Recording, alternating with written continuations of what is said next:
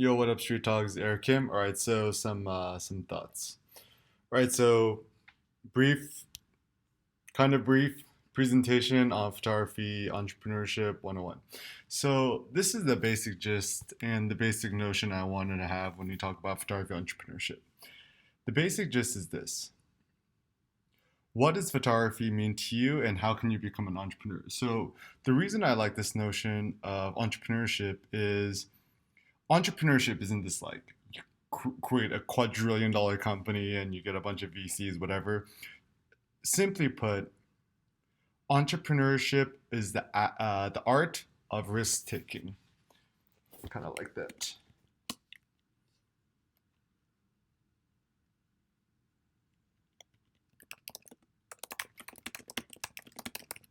So entrepreneurship as the art of risk taking. What that means is if you're ballsy enough and you're risk loving enough to take a risk for something you believe in, you're an entrepreneur. To entrepreneur, whatever, it's a French word, and it's kind of the same word as adventurer. So if you like going on adventures, entrepreneurship is for you. Now, a question we never ask ourselves is this: what are your personal dreams in photography and beyond? So this is extremely important because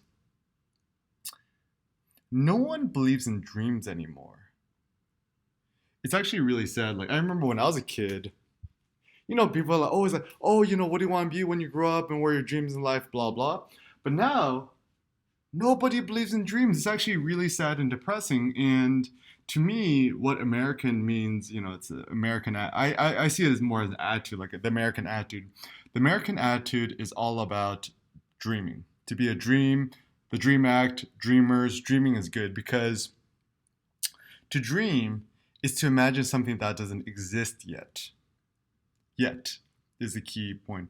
So ask yourself, what are your personal dreams in photography and beyond? Because to me, it's not really photography for the sake of photography. It's kind of like photography as a means to self-development or, you know, philosophy or something greater than yourself. So for myself, I can't speak for you, but for myself personally, my personal dream is everyone could use photography as a tool for self empowerment, for arts creation, for exploration, and I've even taught photography to kids at like the Phoenix High in LA. It's kind of like a continuation school or like a school for cool bad kids. But these kids are insanely talented and creative and amazing. And photography is a way for them to kind of like keep out of trouble and to actually, because I think photography is a tool for personal augmentation of seeing the world. So with photography is just like augmented reality. And now I'm kind of thinking more about like how can photography be used as a tool for like entrepreneurship or philosophy and health and so forth. Now, there are many different concepts in photography that are really, really important. And I'm just gonna kind of skip around because I'm kind of like that. So some basic thoughts. First thought: it's better to aim insanely high and fail than to aim too low and hit it. And it's kind of, I think, a riff off of like, I think it might have been Michelangelo or something like that. The dude who painted the Sistine Chapel all by himself, one man. That's insane. And so I think we've kind of lost the faith in the greatness or the ability of just one human being, which is you. Now, based on my personal experiences, this is what I found that there's this quote from Fernando Galeani, quoted by Nietzsche, is eagles don't fly in unison, leave that for the partridges, fly solo. So I'm kind of for solo entrepreneurship. Even for me, when I file taxes, it's sole proprietorship. Sole means solo. Sole proprietorship.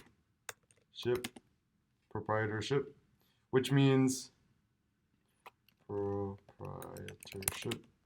Yeah. Sole proprietorship, which means you are the solo, the only proprietor owner. And this is the tricky thing is that I've actually found in my experiences when you work on a team or you do collaborations, it's very difficult because no one will ever be as ambitious and hardworking as you are.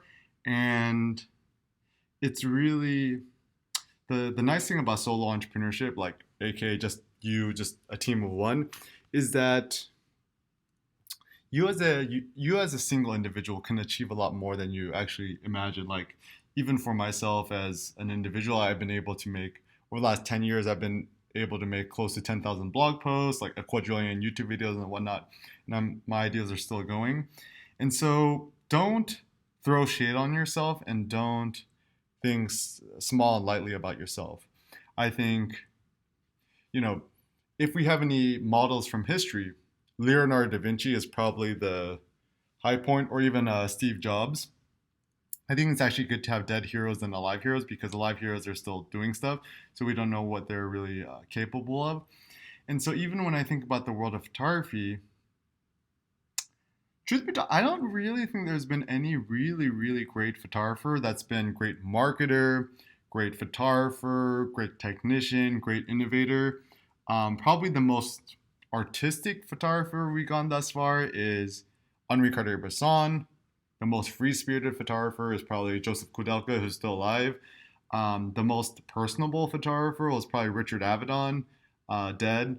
And so those are kind of my three idols, but all of them are a bit lacking. And so my personal ambition is Eric Kim to become the first Uber photographer that great business person, entrepreneur, photographer, visionary, and so forth.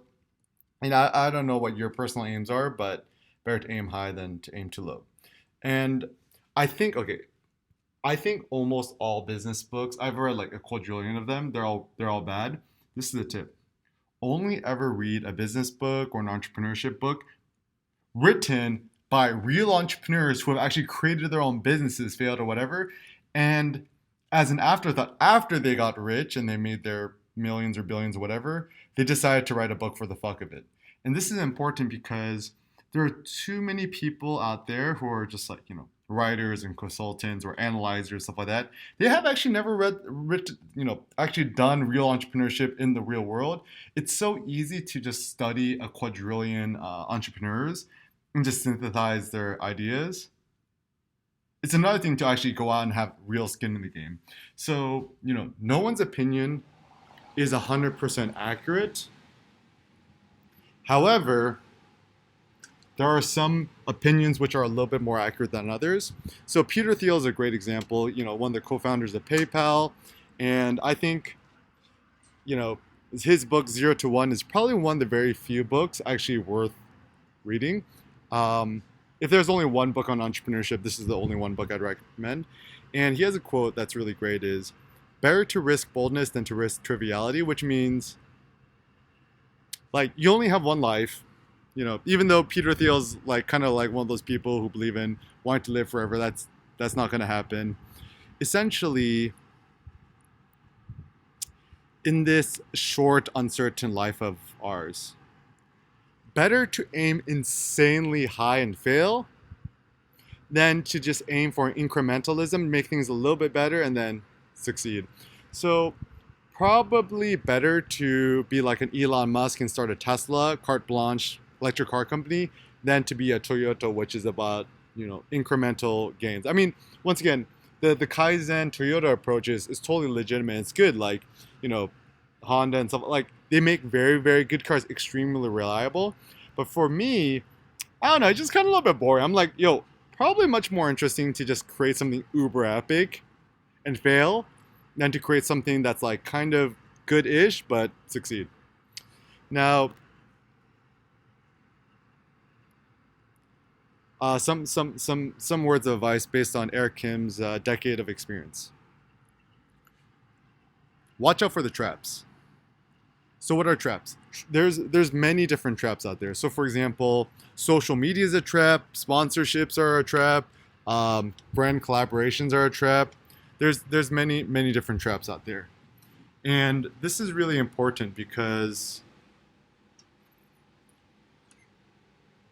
until you own your own platform, you can't own nothing. So there's a nice Jay-Z quote, until you own yourself, you can't be free. Until you own yourself, you can't be me, which essentially means one must own their own platform. So you must own your own website and your own platform. So a very simple thing, bluehost.com, install wordpress.org, create the foundation, the platform. Yo, it only costs like $5 to $10 a month. How can you cannot afford not to have, like, if you have an Amazon account, Amazon Prime account, a Netflix or a Spotify, bro, like, there is no reason for you not to have it, because unless you own your own platform, you don't have no equity.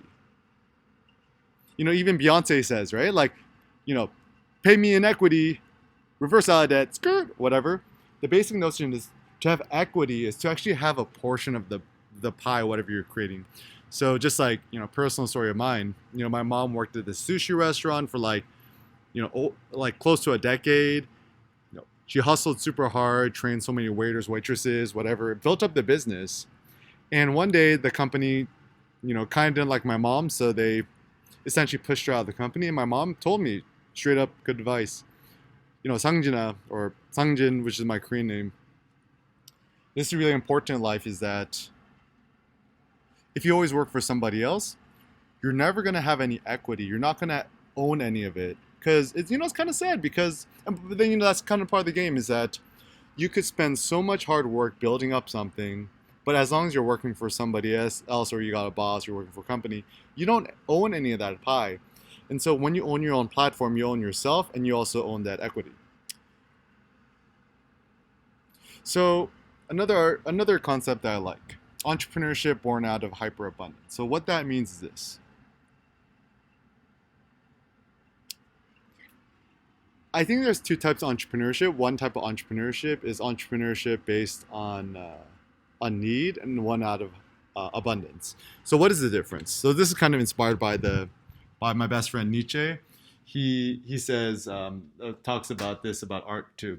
So the basic gist is this.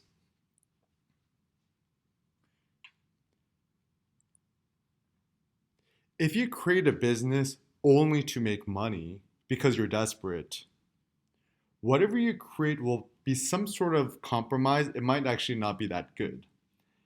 However, entrepreneurship born out of hyperabundance, uber abundance, means you have this singular artistic pure vision of whatever you want to create, and money is actually not the end goal. Money could, there's nothing wrong with money. Money is always a mean. Money is a tool to do whatever you want to do. But let's assume that you're a sole proprietor. You're team of one. You're just working for yourself by yourself. You might actually not need that much money. Like some facts, right? You could live very well in Mexico City for like less than $1,000 a month, $500 a month if you go cheap, or you could live in Vietnam, in Saigon or Hanoi, and as long as you have a Wi-Fi connection and a laptop, you're pretty money. And so I'm starting to realize this more and more. Realize as long as you have somewhere to sleep, meat, and coffee and Wi-Fi connection, use pretty good. So entrepreneurship born out hyper abundance is better because, like, even this I'm sharing with you, right? Like, I have enough money in my bank account to last me 10 lifetimes. And the only reason I'm doing this is because I genuinely believe in it, and I think these ideas could actually maybe help you. And so as a consequence, I feel like my ideas are much more genuine. There's more depth and there's more profundity and maybe truths behind it. And so just realize whatever you create, do it out of the spirit of hyperabundance, not need.